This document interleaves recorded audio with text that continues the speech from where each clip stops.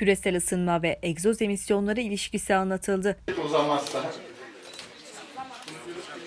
Çorum Belediyesi tarafından öğrencilere yönelik küresel ısınma ve egzoz emisyonları ilişkisi konferansı verildi. Bu program nedir? Avrupa Birliği Hareketlilik Haftası nedir?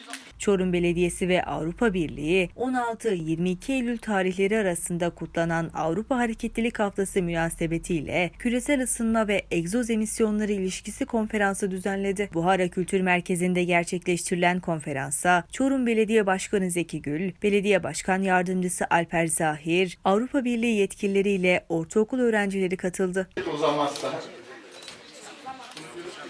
Konferansta açılış konuşmasını Belediye Başkanı Zeki Gül yaptı. Avrupa Hareketlilik Haftası nedeniyle ülkemize, şehrimize gelen değerli arkadaşlarımıza ve misafirlerimize de hoş geldiniz diyorum tekrar.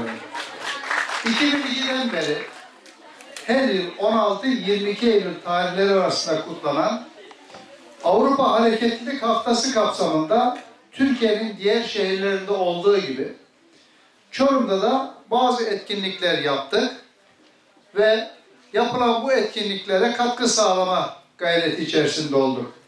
Bir yandan da bu etkinlikleri yapmaya devam edeceğiz.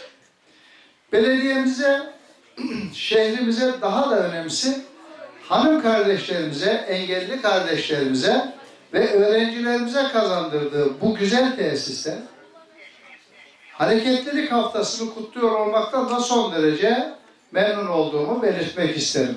Başkan Gül'ün konuşmasının ardından konferansa geçildi. Bu bölümde Çorum Belediyesi Temizlik İşleri Müdürlüğü Çevre Mühendisi Mesut Osman Turan, küresel ısınma ile egzoz emisyonları ilişkisini öğrencilere anlattı. Günlük faaliyetleri neticesinde doğaya, dünyaya bir etki bırakmakta arkadaşlar. Bu etkinin